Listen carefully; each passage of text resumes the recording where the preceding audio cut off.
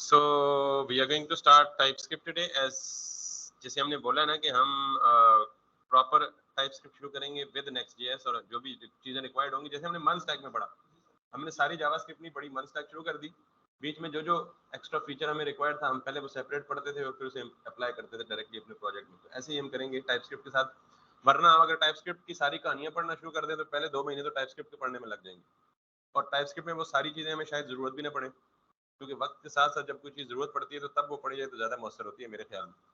अगर कोई बिगिनर हो तो ऑब्वियसली उसके लिए TypeScript सारी पढ़ना आसान है। TypeScript में जो बहुत इंपॉर्टेंट चीजें हैं जिनको मैं डिस्कस करूंगा वो क्लासेस कैसे बनती हैं, ऑब्जेक्ट्स कैसे बनते हैं, इनहेरिटेंस क्या होती है, ये 3-4 चीजें, ऑब्जेक्ट इंस्टीट्यूशन क्या होती है, एक्सेस मॉडिफायर्स क्या होती हैं, पब्लिक प्राइवेट प्रोटेक्टेड क्या होते हैं, कंस्ट्रक्टर क्या होता है, लिस्ट का कीवर्ड क्या होता है, ये 5-6 जो ऑब्जेक्ट ओरिएंटेड से रिलेटेड टर्मिनोलॉजी है ये आज डिस्कस करने की कोशिश करूंगा। अगर इसमें से कुछ पार्ट रह गया तो कल भी डिस्कस करके यानी विद इन 1 और 2 डेज हम TypeScript पे मूव करेंगे। ये चीजें इंपॉर्टेंट है इसलिए ये करना जरूरी है पहले। So let's straight away get in. हमारे पास इस सिस्टम में अभी तक TypeScript का बिल्कुल कोई सेटअप मौजूद नहीं है, ठीक है। तो हमें सबसे पहले क्या करना पड़ेगा, हमें TypeScript इंस्टॉल करनी पड़ेगी, ठीक है। तो अगर मैं यहाँ गूगल पे TypeScript लिखता हूँ और TypeScript की ऑफिशियल वेबसाइट पे जाता हूँ और आप इसकी डॉक्यूमेंटेशन में चले जाएं बेशक, और यहाँ से जाके आप डॉक्स में जाके गेटिंग स्टार्टेड में चले जाएं। हमें बेसिकली वो जगह देखनी है जहाँ पे TypeScript की इंस्टॉलेशन हो रही हो। वैसे तो मुझे पता है कि आप simply npm install TypeScript minus, अगर वो उसे डेव डिपेंडेंसी में डालना चाहते हैं तो आप वो करें, तो ये आप एनवायरनमेंट सेटअप कर सकते हैं, ठीक है। बाय द वे ये इंस्ट्रक्शंस भी दी गई हैं कि अगर आप वाया npm करना चाहते हैं तो what you have to do is npm install TypeScript और -- save dev। आपको पता है ये डेव डिपेंडेंसी है। अच्छा, इसके बारे में थोड़ी सी डिटेल में बताता हूँ। लेट्स पहले हम एक नया फोल्डर बना लेते हैं और प्रोबेबली वो नया फोल्डर हम बनाते हैं अपनी ई ड्राइव में, और यहाँ पे जाके let's go ahead and let's create TypeScript और इस TypeScript को हम ओपन कर लेते हैं यहाँ पे। अच्छा, इससे पहले हमारे पास TypeScript नाम की कोई चीज इंस्टॉल नहीं है, ठीक है। उससे वो हमें कैसे पता चलेगा TypeScript इंस्टॉल है या नहीं है? बाय द वे मुझे भी नहीं कंफर्म, अभी कंफर्म कर लेते हैं। हमें सिर्फ ये लिखना है npx लिखें। आपको वाला भी बात बिल्कुल ठीक है, tsc -- v या वर्जन, उससे अगर वो इंस्टॉल होगा TypeScript का कंपाइलर तो हमें अंदाजा हो जाएगा। Let's see, let's wait.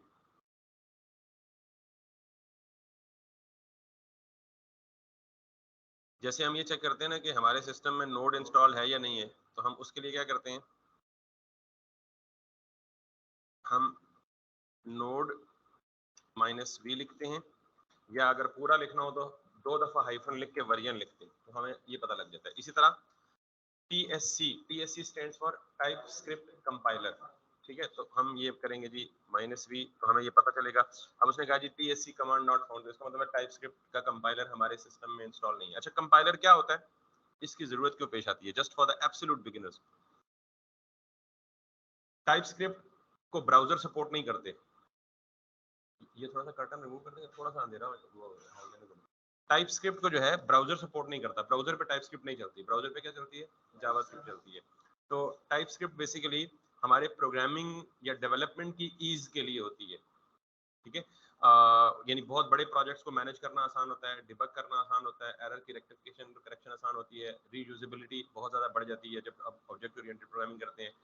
JavaScript directly fully object oriented नहीं है, तो TypeScript को हम इसलिए करते हैं कि वो ऑब्जेक्ट ओरिएंटेड प्रोग्रामिंग है। तो अल्टीमेटली हमें बहुत सारी चीज़ें जावास्क्रिप्ट में चलानी है। अगर वो सर्वर साइड पे है तो जरूरी नहीं है कि सॉरी ब्राउजर में चलानी है, अगर सर्वर साइड पे है तो वो जरूरी नहीं है कि ब्राउजर में चलानी है, लेकिन स्टिल तो TypeScript को हमें कन्वर्ट कर यानी TypeScript को चलाने के लिए हमें TypeScript को कन्वर्ट करना पड़ता है किसमें, प्लेन वनीला जेएस में।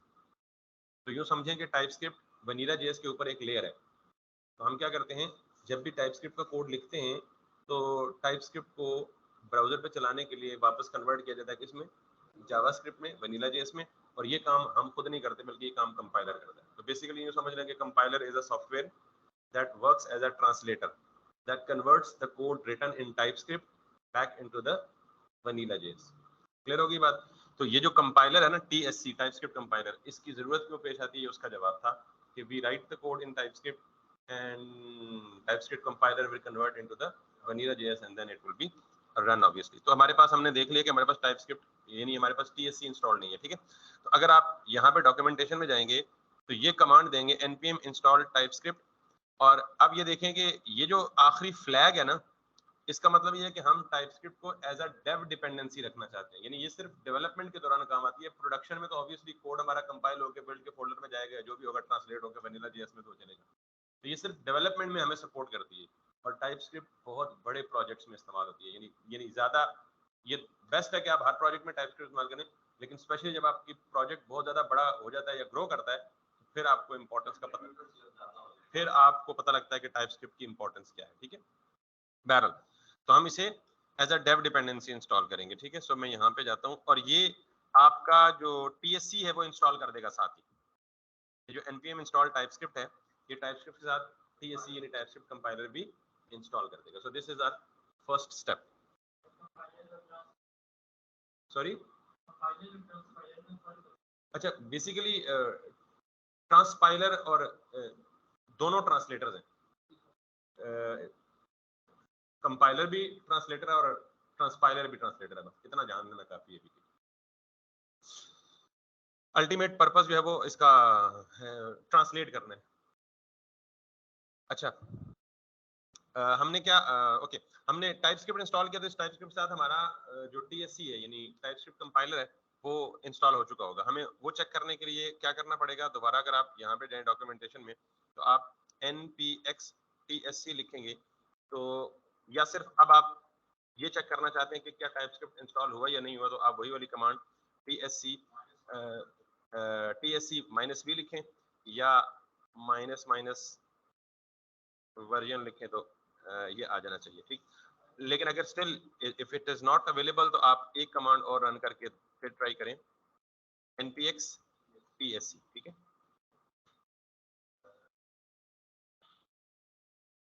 अब ये जो TSC आपने किया ना, इसमें ये सारी की सारी हेल्प की कमांड्स इसने दी हैं। हेल्प की कमांड्स का मतलब ये है कि इसका मतलब है कि TSC इंस्टॉल था, तो जब आप npx TSC लिखेंगे तो ये तमाम की तमाम हेल्पिंग कमांड्स उसने दी हैं। यानी अगर लेट्स सपोज हम यहाँ से कोई भी TypeScript की कमांड देखना चाहते हैं या हेल्प लेना चाहते हैं कि कौन सी कमांड क्या करती है, वो सारी की सारी हम यहाँ पे देख सकते हैं। इसमें से सारी कमांड्स को पढ़ के मैं उसको एक अपने सीक्वेंस में करता हूँ, फॉलो करता हूँ। वैसे सारी की सारी हेल्पिंग कमांड्स यहाँ पे अवेलेबल हैं जिनको आपको देख के कर सकते हैं, हर एक का अपना पर्पस है, ठीक है। लेकिन अभी आपको ऑब्वियसली इन द बिगिनिंग अगर आप पहली दफा TypeScript रन कर रहे हैं तो आपको इनमें से कोई भी समझ नहीं आएगी कि इनकी हेल्प से क्या मुराद है। तो मैं यहाँ पे एक काम और करता हूँ। TypeScript बेसिकली TypeScript को एक फाइल चाहिए होती है, कॉन्फ़िगरेशन की फाइल, जिसकी बेस पे TypeScript यानी जिस कॉन्फ़िगरेशन फाइल में TypeScript के सारे रूल्स एंड रेगुलेशंस लिखे होते हैं। यानी यूँ समझें कि जब आप TypeScript का कोई प्रोजेक्ट बनाते हैं तो TypeScript ने किन किन रूल्स को फॉलो करना है, कुछ तो उसके अंदर डिफॉल्ट सेट होते हैं, लेकिन अगर आप उन रूल्स को कस्टमाइज करना चाहें, चेंज करना चाहें या डिसेबल करना चाहें या इनेबल करना चाहें, तो वो तमाम के तमाम काम किससे होते हैं, एक कॉन्फ़िगरेशन फाइल होती है TypeScript की, जो कि अभी हमारे यहाँ मौजूद नहीं है। हमने सिर्फ क्या किया था, TypeScript इंस्टॉल किया तो हमारे पास इंस्टॉल हो गया, तो अभी हमारे पास TypeScript की कॉन्फ़िगरेशन फाइल नहीं है। तो हमें प्रोबेबली ये जो वर्जन वाली है ये मे बी वो चले जब हम उसको इंस्टॉल करें, तो हमें एक काम करना पड़ेगा, TSC -init। ये कमांड क्या करती है बेसिकली, अगर ये कमांड ना चले तो मे बी इसके पीछे npx लिखना हो, बिकॉज सिंस वेरी लॉन्ग जब हम रिएक्ट का या नेक्स्ट का प्रोजेक्ट बनाते हैं विद TypeScript तो ये सारा कुछ ऑटोमेटिक सेटअप करके देता है। तो अक्सर जब हम बिगिनिंग या बिल्कुल स्टार्ट में जाते हैं तो इस तरह के इश्यूज हमें भी फेस करने पड़ते हैं कि मैनुअली कंपाइलर को कैसे सेटअप किया जाता है। बहरहाल आई एम एक्सपेक्टिंग कि इस कमांड को अगर हम रन करेंगे तो हमें क्या मिलेगा, यहाँ पे एक नई फाइल क्रिएट हो जाएगी विच इज tsconfig नाम से, ठीक है। और उस फाइल के अंदर TypeScript की सारी कॉन्फ़िगरेशन, अगर इसने कमांड में एरर दिया तो फिर हमें शुरू में क्या लिखना पड़ेगा, npx। तो हम दोनों ट्राई कर लेते हैं। ये देता है तो हम यहाँ पे ये देते हैं जी कि npx और फिर हम ये काम करते हैं, ठीक। तो जब हमने npx लिखा और ये जो मैंने TSC -- init की कमांड है ना, ये अगर आप यहाँ पे हेल्प में देखें तो आपको कहीं ना कहीं मिल सकती है। तो मैंने यहाँ से पहले इसलिए नहीं बताई कि आपको सिर्फ ये पता हो वैसे ही रटा लगा लेंगे। सबसे पहली कमांड जो हमें रन करनी है obviously after installing the TypeScript, वो क्या करनी है, टाइपस्क्रिप्ट की कन्फिग फाइल क्रिएट करनी है। और टाइपस्क्रिप्ट की कन्फिग फाइल क्रिएट करने के लिए ये फ्लैग है, मैंने npx TSC यानी टाइपस्क्रिप्ट कंपाइलर और हाइफन या डैश डैश इनिट किया तो उसने TSC। अच्छा, इसके अंदर ना काफी सारी बिल्ट इन कॉन्फ़िगरेशंस ऑलरेडी हैं। अगर मैं इसको थोड़ी देर के लिए यहाँ पे डाउन कर दूं और अब मैं जरा वो पुरानी कमांड पहले रन करके दिखाता हूँ, फिर मैं जरा इस TS config को भी ओपन करता हूँ। हम बेसिकली वर्जन चेक करने के लिए ये कमांड देना चाह रहे थे, ठीक है। Why it is still not actually getting it? npx okay, basically हमें उससे भी पहले क्या वर्जन चेक करने के लिए पहले क्या लगाना है, npx tsc -- वर्जन। तो हमारे पास जो टाइपस्क्रिप्ट कंपाइलर का वर्जन है 5.0.4 वो भी इंस्टॉल हो चुका है। इसका मतलब टाइपस्क्रिप्ट, अब मैंने आपको ये कहा है कि टाइपस्क्रिप्ट में ना, अगर मैं थोड़ा सा अपनी लेमन जुबान में कहूँ कि टाइपस्क्रिप्ट ने जावास्क्रिप्ट पर थोड़ी सी रिस्ट्रिक्शंस लगा दी, पाबंदियां लगा दी। और JavaScript with data types is called TypeScript, सादा तरीन आंसर ये। और उसकी मिसाल रफली यूं ले लें कि जैसे नॉर्मल हम वेरिएबल डिक्लेयर करते हैं, 3 कीवर्ड यूज करते हैं, कॉन्स्ट, फॉर, लेट। ये 3 प्रिमिटिव्स के लिए यूज होते हैं, मतलब जो आप प्रिमिटिव नॉन प्रिमिटिव किसके लिए भी नहीं, वेरिएबल डिक्लेरेशन के लिए इस्तेमाल होते हैं। तो जावास्क्रिप्ट में इससे पहले हम क्या करते थे, var a = 10 या सिंपली var a कर देते थे।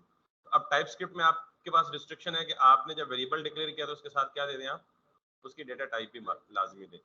तो अब इस डेटा टाइप की बेस पे टाइपस्क्रिप्ट काफी ज्यादा उसके फीचर्स भी इनहांस ऐड हुए, तो हम उनको वन बाय वन देखेंगे। लेकिन सिर्फ टाइपस्क्रिप्ट में डेटा टाइप्स ही नहीं है, और भी बहुत कुछ है।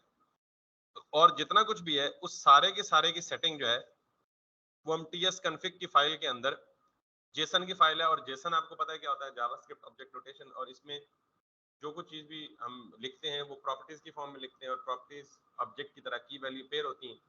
और आपको पता है प्लेन ऑब्जेक्ट और जेसन ऑब्जेक्ट में फर्क होता है, ठीक है।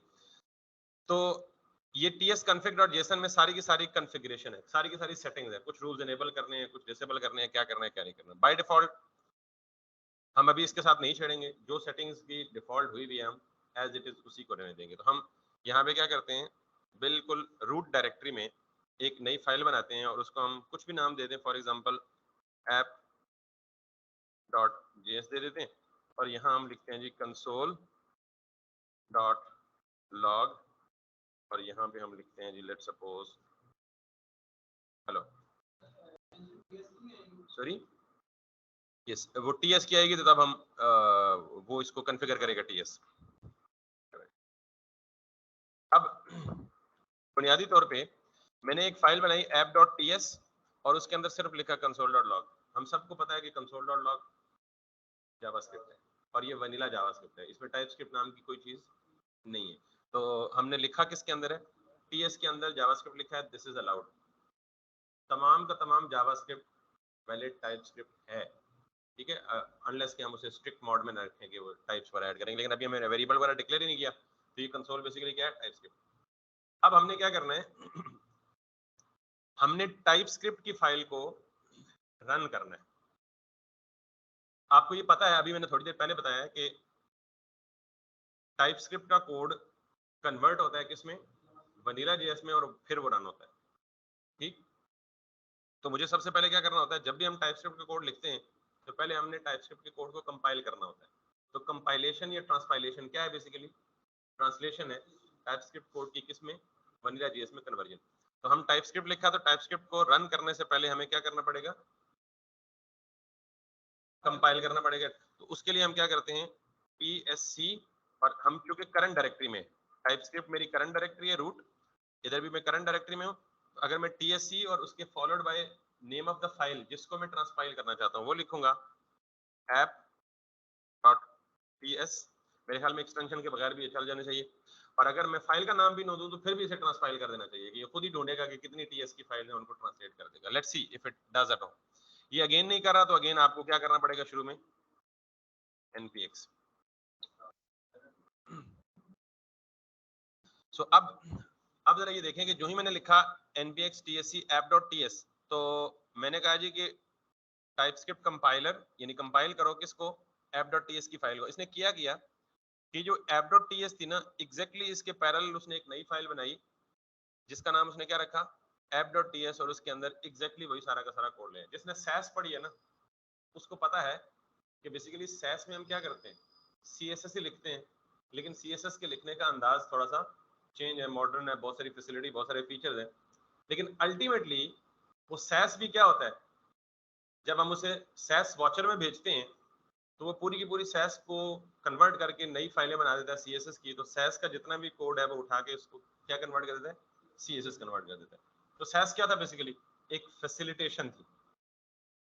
प्रोडक्शन में तो CSS ही चलनी है ना, तो सैस क्या था, एक फैसिलिटेशन थी। यहाँ पे अल्टीमेटली रन तो जावास्क्रिप्ट ही होनी है, तो टाइपस्क्रिप्ट क्या बेसिकली एक फैसिलिटेशन है। तो हम लिखते हैं कोड टाइपस्क्रिप्ट में और फिर कंपाइलर उस टाइपस्क्रिप्ट को क्या करता है, कन्वर्ट करता है जावास्क्रिप्ट में। और ये आपको अब पता लग गया कि अगर मैं यहाँ पे मैंने अभी एक फाइल बनाई है app.js, मैं अगर 2-3 फाइलें बनाता app1.ts, app2.ts, app3.ts, तो जिस फाइल को भी मुझे कंपाइल करना होता मैं यही स्टाइल देता npx tsc app1.ts, ये इसको कन्वर्ट कर देता किसमें, .js में। तो अब ये जो .js की फाइल है ये बनाई है हमारे कंपाइलर।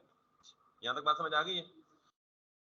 तो हमने जैसे सैस में होता है कि हमने CSS की फाइल में कुछ नहीं करना, हमने जितना कुछ करना है किस में करना है, TS की फाइल में करना है। कंपाइलर खुद बहुत JS की फाइल बनाता है, और तो हम JS में कुछ नहीं करेंगे, हम जो कुछ भी करेंगे TS में करेंगे। तो मैं लेट्स सी यहाँ पे जाता हूँ, तो मैंने कहा जितनी भी जावास्क्रिप्ट की स्टेटमेंट होती है टाइपस्क्रिप्ट में भी वो वैलिड,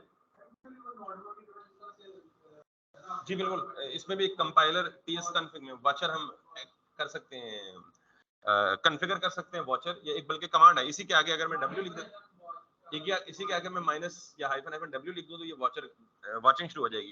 यानी जो ही मैं अभी मैं उसकी तरफ आता हूँ, यानी अगर मैं वॉचर ना लगाऊं ना, मैं असल में इसलिए चाह रहा हूँ कि मैं थोड़ा सा एक फ्लो शुरू से बना लूं, क्योंकि ही इज द वन के जिन्होंने जावा टाइपस्क्रिप्ट नहीं पढ़ी, मे बी आप में से कोई एक हो जिसको नहीं पता, तो मैं एक फ्लो में चलता हूँ तो ज्यादा बेहतर। तो वो वॉचर अब लगाएंगे, लेकिन पहले हम ये बेसिक्स तो देख लें। मे बी जो देखेंगे हमारे ऑनलाइन स्टूडेंट्स उनको भी ना पता हो बिगिनिंग, तो अगर मैं बाईपास कर दूं कुछ चीजें तो आई नो कि आप जानते हैं कुछ चीजों को, लेकिन just hold on for the moment. तो अब हमने यहाँ पे करना है कुछ और, कोई और स्टेटमेंट लिखते हैं। मैं कहता हूँ जी कि लेट a इक्वल्स टू 45, और अगर मैं यहाँ पे लिखूं दोबारा जी कंसोल डॉट लॉग, और मैं लिखता हूँ जी a, तो अगर मैं यहाँ पे दोबारा आऊँ और मैंने npx tsc app.ts वही जो कमांड पीछे लिखी थी वही दोबारा लिखी, इसने कंपाइल किया और इसने रन किया। अच्छा, ये यहाँ पे एक और भी स्टेटमेंट है, आई डोंट नो वो रन कैसे होती है।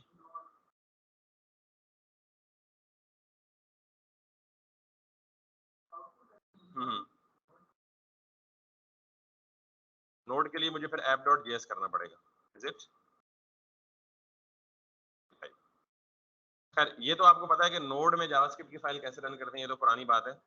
तो लेकिन उससे पहले हमें क्या करना पड़ता है, कंपाइल करना पड़ता है। अब मैंने जब ये 2 लाइनें TS में लिखी, उसको कंपाइल किया, तो यहाँ पे वही 2 लाइनें दोबारा आ गई, ठीक है।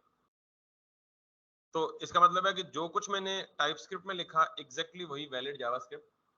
हाँ, यहाँ से आगे हमारी कहानी शुरू होगी जी कि फिर टाइपस्क्रिप्ट में क्या है। एट इट्स वेरी बेसिक मैंने आपको कहा है जी कि टाइपस्क्रिप्ट में हम टाइप्स पे बहुत ज्यादा फोकस करते हैं। मैंने यहाँ पे एक वेरिएबल डिक्लेयर किया जिसको मैंने क्या नाम दिया, ए। अगर मैं इसके ऊपर हॉवर करता हूँ तो ये आपने जावास्क्रिप्ट में भी शायद कहीं इस तरह का हिंट देखा हो, उस वक्त हमने इस पर गौर नहीं किया, फोकस नहीं किया, क्योंकि हम टाइप्स को कंसिडर ही नहीं कर रहे थे। अब देखें इसने क्या कहा, a which is the name of the variable which is specified by us, colon और उसके बाद नंबर। ये जहां भी कॉलन लिखा हो ना किसी भी वेरिएबल के नाम के साथ, किसी भी ऑब्जेक्ट के नाम के साथ, किसी भी फंक्शन के नाम के साथ, तो कॉलन के बाद वाला जो भी वर्ड होगा वो डेटा टाइप को रिप्रेजेंट करेगा। यानी ए की जो डेटा टाइप है वो क्या है, नंबर। यहाँ इंट शिंट नहीं है, इंट है, फ्लोट है वगैरह वगैरह। यहाँ पे हम सिंपली जितने भी न्यूमेरिक वैल्यूज हैं, चाहे वो फ्लोट हैं यानी पॉइंट वाली हैं, बगैर पॉइंट के हैं, लार्ज हैं, स्मॉल हैं, जो भी हैं वो नंबर होगा। हमने टाइप स्क्रिप्ट की पहली डेटा टाइप कौन सी पढ़ ली, हमने ये भी पढ़ लिया कि डेटा टाइप देते कैसे। अब वैसे हमने ये कहा है कि type script strictly type checking करता है, अगर नहीं कहा तो अभी कह रहा हूँ, type script strictly type checking करता है। फिर आप सवाल कर सकते हैं ए को तो आपने डेटा टाइप दी नहीं तो कैसे टाइप चेकिंग कर रहे हैं। ठीक है, तो टाइप स्क्रिप्ट में दो तरह की डेटा टाइप्स होती हैं, एक होती है इम्प्लिसिट और एक होती है एक्सप्लिसिट। इम्प्लिसिट एक्सप्लिसिट थोड़ी देर बाद बयान करता हूं, लेकिन उसके भी एक और तीसरी टर्म भी होती है जिसे हम कहते हैं टाइप इन्फेरेंस। ठीक, टाइप इन्फेरेंस ये होती है कि जितने भी प्रिमिटिव्स है ना, मोर और लेस प्रिमिटिव डेटा टाइप्स और नॉन प्रिमिटिव्स क्या होती हैं, पहले ये भी सुन लें।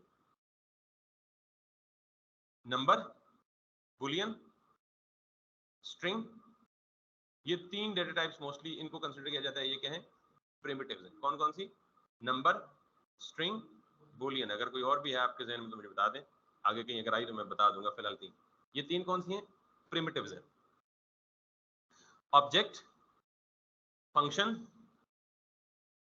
और जितने भी यूजर डिफाइंड टाइप्स हैं, यानी उसमें इंटरफेस आएगा, उसमें टाइप आएगा, टाइप एलियासेस आएंगी, वो तमाम की तमाम क्या है, नॉन प्रिमिटिव है। तो फिलहाल सिर्फ प्रिमिटिव याद रख लें, जो चीज प्रिमिटिव नहीं होगी वो नॉन प्रिमिटिव होगी। जब उसकी तरफ हम आएंगे इंटरफेसेस की तरफ, टाइप्स की तरफ, टाइप एलियासेस की तरफ, ऑब्जेक्ट्स की तरफ, फंक्शंस या मेथड्स की तरफ, तो फिर हम ये समझेंगे, या क्लास के किसी ऑब्जेक्ट की तरफ, तो वो नॉन प्रिमिटिव्स होती हैं। तो मोस्टली टाइप स्क्रिप्ट में जहां भी कोई प्रिमिटिव टाइप होगी, अगर आप उसमें कोई डायरेक्ट वैल्यू असाइन कर देंगे तो वो वेरिएबल उस वैल्यू की बेस पे टाइप इन्फर कर लेगा। इन्फर का मतलब होता है अखज कर लेना, यानी जैसे हम कहते हैं ना, किसी चीज से किसी दूसरी चीज का नतीजा अखज कर लिया गया। अगर मैं यहाँ ये ना लिखूं ना, यहाँ पे let's see if I right like this, और मैं यहाँ पे लिखूं जी a इक्वल्स टू 90, तो अब बेसिकली यहाँ पे जब किसी वेरिएबल को कोई टाइप नहीं दी जाती तो उस वेरिएबल को टाइप स्क्रिप्ट खुद क्या टाइप दे देता है, एनी। अब आपको दो टाइप्स पता लग गई हैं, यानी डेटा टाइप्स कितनी होती हैं, हमने ये बहुत ज्यादा होती हैं, लेकिन हमने कितनी पढ़ ली हैं, दो पढ़ ली हैं। और दो हमने कहीं से कोई थ्योरी कहानी नहीं पढ़ी, यही देखें, ए कॉलन और क्या लिखा हुआ है, एनी। तो ये एनी एक कीवर्ड है। ठीक, ये वो वाली एनी नहीं जो आपको बोलने में। तो ओके ओके, तो ये एनी कीवर्ड सबसे पैथेटिक और सबसे डिस्करेज्ड डेटा टाइप है कि ये कभी नहीं दी जानी चाहिए। ठीक है, तो फिर एनी एग्जिस्ट क्यों कर रही है, ये भी एक सवाल है, लेकिन ये कभी नहीं दी जानी चाहिए। तो इसका मतलब है कि जब हम किसी भी वेरिएबल को कोई डेटा टाइप नहीं देंगे तो उसको डेटा टाइप कौन सी मिल जाएगी टाइप स्क्रिप्ट की तरफ से, एनी।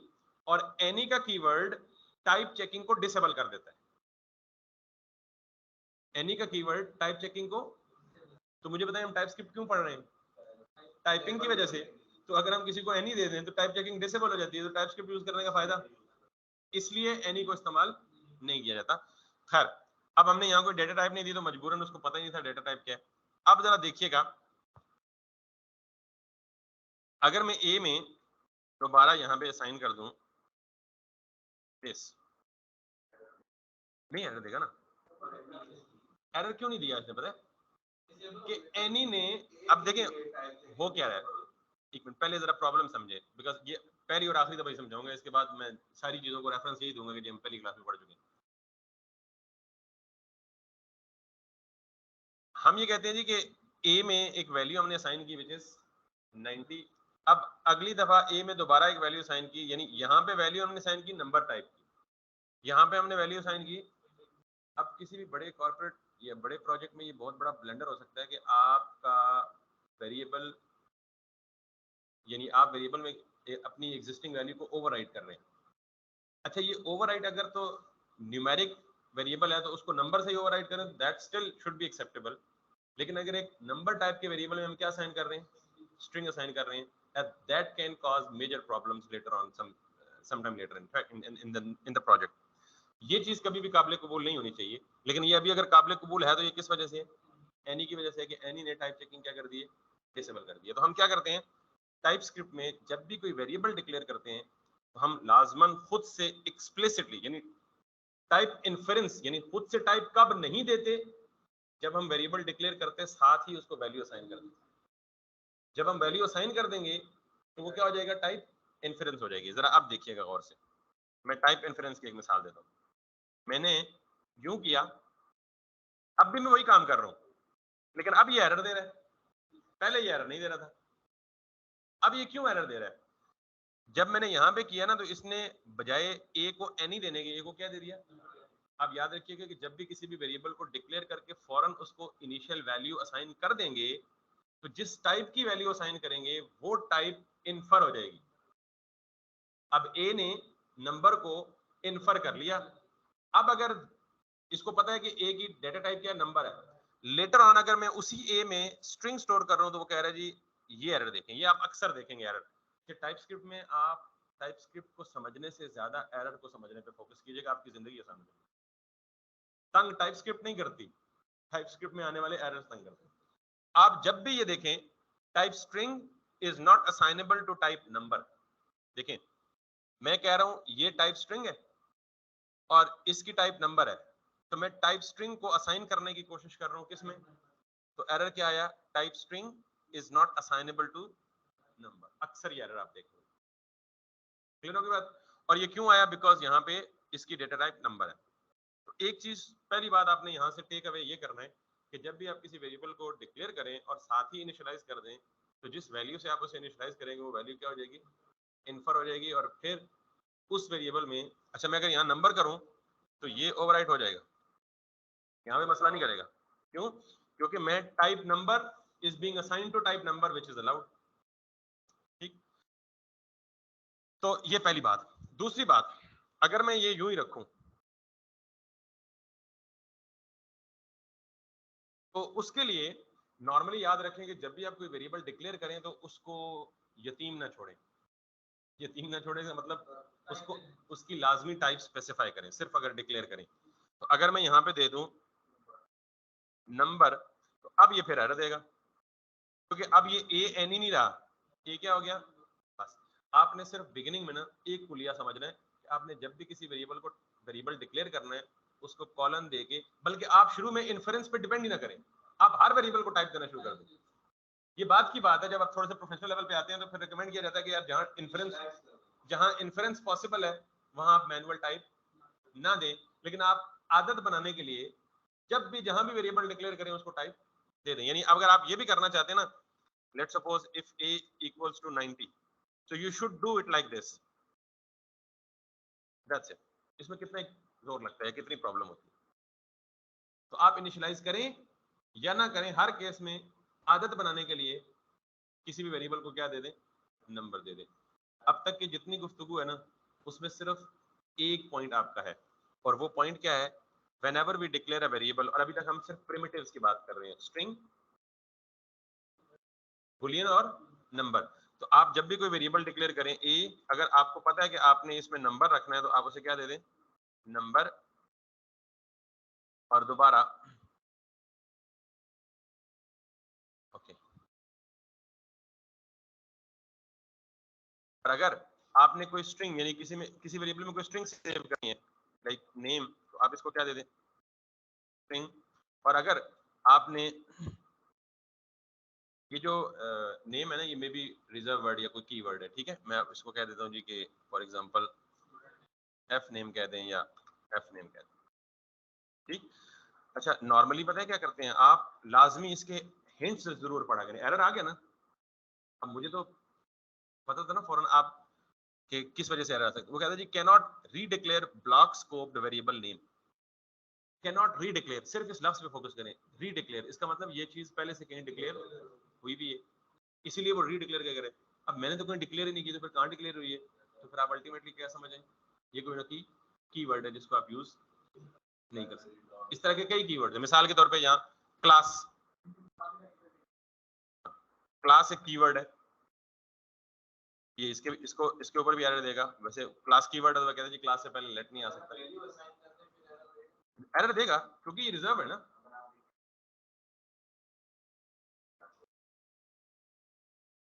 देगा ना भाई, ऐसे या कुछ भी एम्प्टी स्ट्रिंग। तो ये देख लें कि आप जब भी कोई कीवर्ड हो तो आप एरर पढ़ के आपको उसकी निशानी मिल सकती है। तो एफ नेम मैंने कहा तो इसका मतलब ये रिजर्व नहीं था, तो वेरिएबल नेम अलाउड था। तो तीसरी प्रिमिटिव कौन सी है? मैं फॉर एग्जांपल किसी वेरिएबल में ट्रू या फॉल्स करना चाहता हूं, तो मैं कहता हूं जी कि इज मैरिड। तो इसकी डेटा टाइप आपको पता है, इज मैरिड या हाँ होगा या नहीं होगा। ऐसा नहीं हो सकता आधा मैरिड है और आधा नहीं, ठीक है। तो या यस होगा या नहीं होगा। तो दोनों सूरतों में हमारे पास जो डेटा टाइप ट्रू फॉल्स में आती है वो किस में आती है? बूलियन में आती है। तो आप जब भी वेरिएबल डिक्लेयर करें तो पहला पॉइंट ये है कि आप उस वेरिएबल डिक्लेरेशन में उनकी टाइप्स दे दें। इन्फेरेंस को होती है, और जहां इन्फेरेंस होनी हो या हो सकती हो वहां टाइप नहीं दी जाती नॉर्मली, अच्छी प्रैक्टिस है। लेकिन अभी चूंकि ये इन्फेरेंस समझने में थोड़ा मसला होगा, अभी तो सिंपल सा काम है ना, थोड़ा सा आगे जाएंगे तो ये इन्फर करना भी एक हेडेक बन सकता है आपके। यहाँ तक क्लियर होगी बात? अच्छा, उसके बाद ये अगला काम है, मैं थोड़ा सा इसको फास्ट ट्रैक करना चाह रहा हूँ। अगला काम, या तो हम वेरिएबल डिक्लेयर करते हैं तो टाइप्स देते हैं, या हम अरे डिक्लेयर करते हैं तो टाइप्स देते हैं, या हम ऑब्जेक्ट डिक्लेयर करते हैं तो टाइप्स देते हैं। तो हम अभी बात कर लेते हैं इसकी,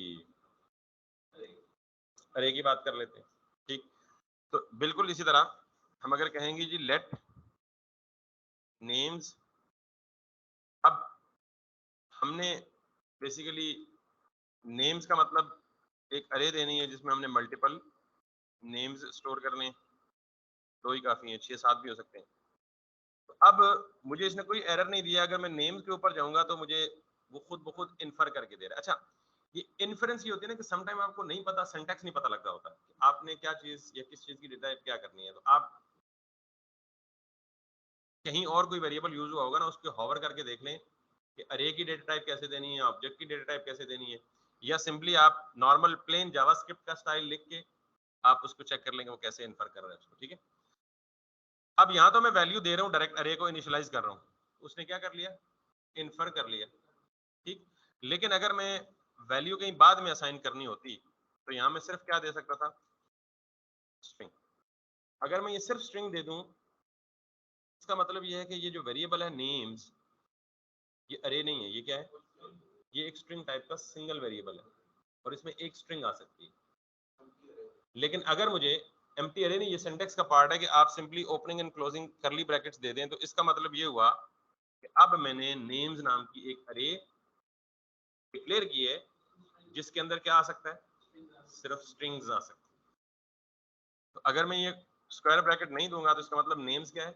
वेरिएबल है। और अगर ये दूंगा तो इसका मतलब क्या होगा? नेम्स क्या है? अरे। अब अगर आप इसमें जाके नेम्स इक्वल्स टू ये कर दें,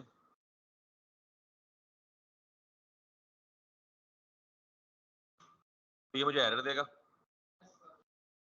और ये मुझे एरर देगा, और वो एरर क्या देगा? Number is not assignable to the type string. ये मैं अरे में क्या दे रहा हूं, जबकि इस अरे की जो डेटा टाइप ऊपर स्पेसिफाई किया हुई है। तो आप ये देख रहे हैं कि TypeScript is more like a restriction. अभी तक आपको यही पता चला है कि टाइपस्क्रिप्ट में ज्यादा हम स्ट्रिक्ट हो गए हैं, हम रूल्स को फॉलो करने वाले बन गए।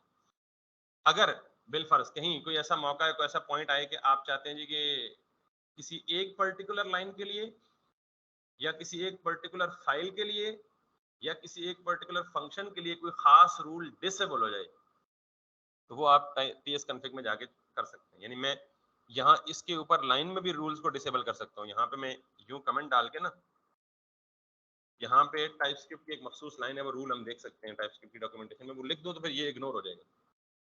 तो हम रूल्स को इग्नोर भी कर सकते हैं, ये ऑप्शन भी है। वो ग्लोबल लेवल पे भी कर सकते हैं, वो लाइन लेवल पे भी कर सकते हैं, वो फाइल लेवल पे भी कर सकते हैं, ठीक।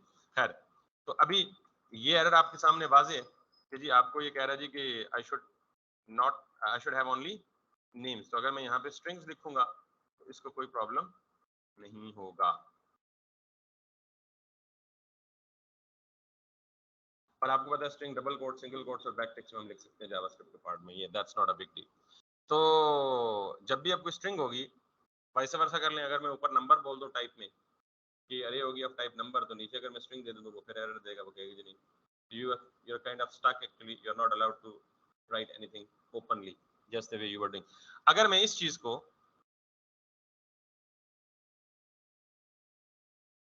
लॉक कर दूं और यहाँ पे जाके इसको मैं कंपाइल करूं, अभी रन नहीं करूं, और फिर जाके कंपाइलेशन के बाद इसको ओपन करके देखूं, तो कैन यू सी दिस, वो टाइप शेप यहाँ से सारी खत्म हो चुकी है। यानी प्लेन जावास्क्रिप्ट या वनीला जेएस टाइप्स को सपोर्ट नहीं करती, टाइप स्क्रिप्ट जो है वो टाइप्स को सपोर्ट करती है।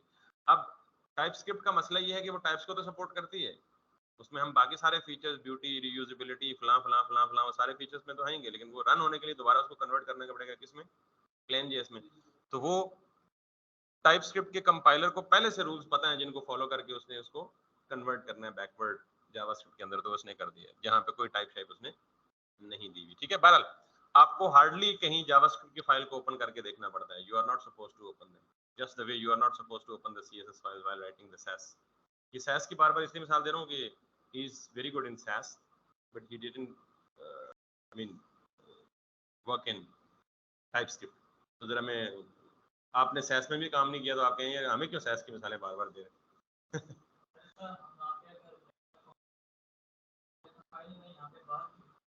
अच्छा, ये बेसिकली ये तो टाइपस्क्रिप्ट कंपाइलर की डॉक्यूमेंटेशन पढ़े तो वो शायद आपको बेहतर बता सके, क्योंकि ये इसका जवाब मैं नहीं दे सकता, या ना मुझे पता है या ना मेरे उसमें इल्म है कि TypeScript knows better what is understandable by the browser,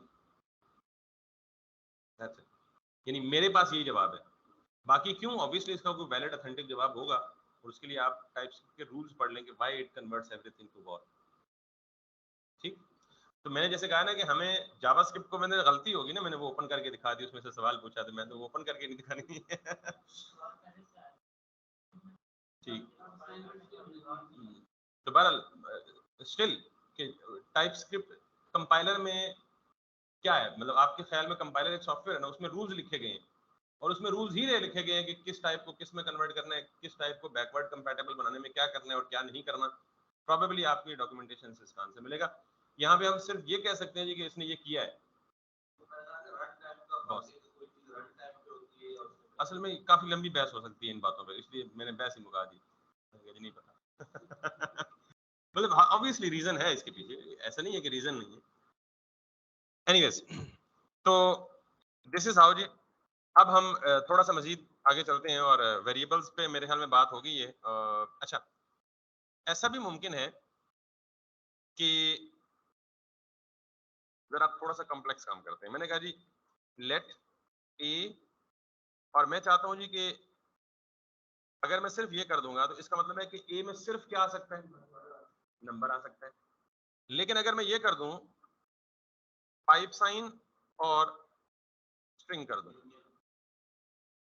अब इसका मतलब ये है, अभी नाम ना लेना जरा, इसका मतलब ये है ए में नंबर भी आ सकता है और स्ट्रिंग भी आ सकता है। और अगर मैं इसको भी पाइप लिख के बूलियन लिख दूं तो इसका मतलब क्या है कि ए में नंबर भी आ सकता है, बूलियन भी आ सकता है, स्ट्रिंग भी आ सकता है। लेट्स टेस्ट इट, कि अगर मैं ए में लिखूंगा 90, वो कहेगा कोई मसला नहीं। मैं ए में लिखूंगा ट्रू, वो कहेगा कोई मसला नहीं। लेकिन अगर मैं यहाँ से बूलियन हटा दूं तो इसको तकलीफ होना शुरू होगी, मैंने कहा नहीं भाईजान, मैं तो सिर्फ क्या एक्सेप्ट करूंगा, स्ट्रिंग या नंबर। तो जब हम ये, और अगर मैं ए में तीसरा ए इक्वल्स टू यासिर कर दूं तो फिर इसको कोई मसला नहीं होगा। ठीक, तो इसका मतलब ये है कि ये सवाल अब नहीं पूछना कि ये कहाँ यूज होगा, दिस ऑप्शन इज अवेलेबल कि we can give union types, यानी multiple types at the same time to a single variable, जो आपने लफ्ज इस्तेमाल किया था यूनियन। इसका मतलब ये हुआ कि ये या ये या ये। अब नॉर्मली क्या होता है, जितने भी वेरिएबल्स डिक्लेरेशन हम सबके साथ ये काम कर सकते हैं।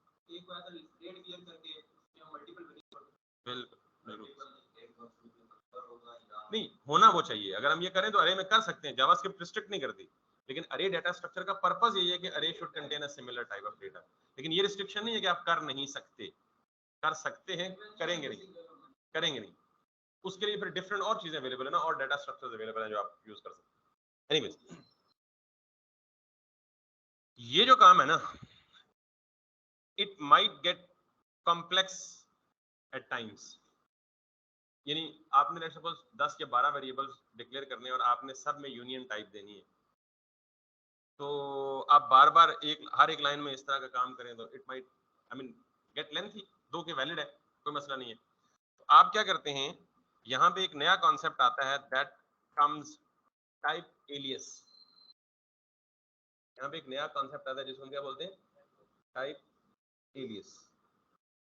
अब मैं यहाँ पे लेट्स सी बनाता हूँ जी, TYPE type test equals to ये। मैं ना ये सेमीकोलंस ऑप्शनल है बाय द वे, जावास्क्रिप्ट और टाइपस्क्रिप्ट में नई लाइन जो है वो नई स्टेटमेंट कंसिडर होती है, लेकिन मैंने बड़े बड़े जिन प्रोजेक्ट्स में मैंने काम किया तो वहाँ पे ये कन्वेंशन है कि सेमीकोलन देना जरा अच्छी आदत है, दे दिया करें, नहीं देंगे तो एरर नहीं देगा, ठीक है। अब ये जो काम था ना, लेट सपोज अगर मुझे ये एक ही दफा कहीं लिखना है ना तो इट्स ऑल ओके, लेकिन अगर मुझे ये यूनियन टाइप जो है, यानी 3 टाइप्स की यूनियन मुझे मल्टीपल जगहों पे लिखनी है, तो बेहतर यह है कि बजाय इसके कि मैं बार बार इन तीनों यूनियन को मिला के लिखूं, मैं उसकी एक अलग से नई टाइप बना ली मैंने, और उसको नाम क्या दे दिया, ये मेरी अपनी मर्जी का नाम है, आप इसको जो मर्जी नाम दे दें, इसको हम क्या कहते हैं बेसिकली टाइप एलियस। ये टाइप कीवर्ड है, ये टाइप कीवर्ड है जो टाइप एलियस बनाने के लिए इस्तेमाल होता है, और उस टाइप का नाम आप अपनी मर्जी से दे दें टेस्ट, और उसके अंदर आप जितनी मर्जी टाइप्स दे दें। ये वाला टाइप हाँ स्मॉल में भी हो सकता है, कन्वेंशन ये है कि आप नॉर्मली कैपिटल रखें, ठीक है। अब आप यहाँ पे आए, बजाय ए में ये सारा कुछ देने के आप ए में क्या कर दें जी कि ए की डेटा टाइप क्या है, and that's neat and clean way of writing the things. हम इस तरह से इस चीज को थोड़ा सा ज्यादा स्मार्ट कर सकते हैं। तो ए है, जो ए की डेटा टाइप क्या है, टेस्ट है। तो टेस्ट क्या है, बेसिकली नंबर है या स्ट्रिंग है या बूलियन है, ये तीनों का यूनियन हो सकता है। ये बिल्कुल उसी तरह जैसे जाजिब साहब ने कहा कि अब आप अगर आपको इसकी अरे देनी है तो प्रोबेबली आप ये दे सकते हैं, और अगर आप फिर आपने ए को असाइन करना है तो फिर आप इसको अरे असाइन करें, और इस अरे में आप क्या क्या डाल सकते हैं, let's see this this this, यानी इस पूरी अरे में आप क्या डाल सकते हैं, mixture of all the values of type test. तो हमने एक टाइप एलियस बना लिया। एलियस का मतलब ऐसे पता नहीं क्या होता है कि मतलब अपना जैसे नॉर्मल अपनी जुबान में हमारा नाम कुछ और होता है, नाम हमारा मतलब फॉर एग्जांपल जाजिब होता है तो हम जाजी जाजी कर ले, पता वो जाजी क्या है बेसिकली, एलियस है। तो बेसिकली ये हमारी जो चीज़ है, बेटा एक मिनट बुलाता हूँ मैं आप, तो ये टाइप एलियस है। अब हम कल या परसों या कल गालिबन इंटरफेस पढ़ेंगे, तो इंटरफेस और टाइप्स को लोग मिक्स करते हैं, तो ये अगर टाइप्स का आपको अंदाजा हो गया होगा तो इंटरफेस समझना आसान होगा आपके लिए, ठीक है। तो पता नहीं इतनी जल्दी घंटा कैसे गुजर गया। एनीवेज, बहरहाल इट्स एब्सोल्यूट बिगिनिंग, लेकिन आई बिलीव कि आपको इससे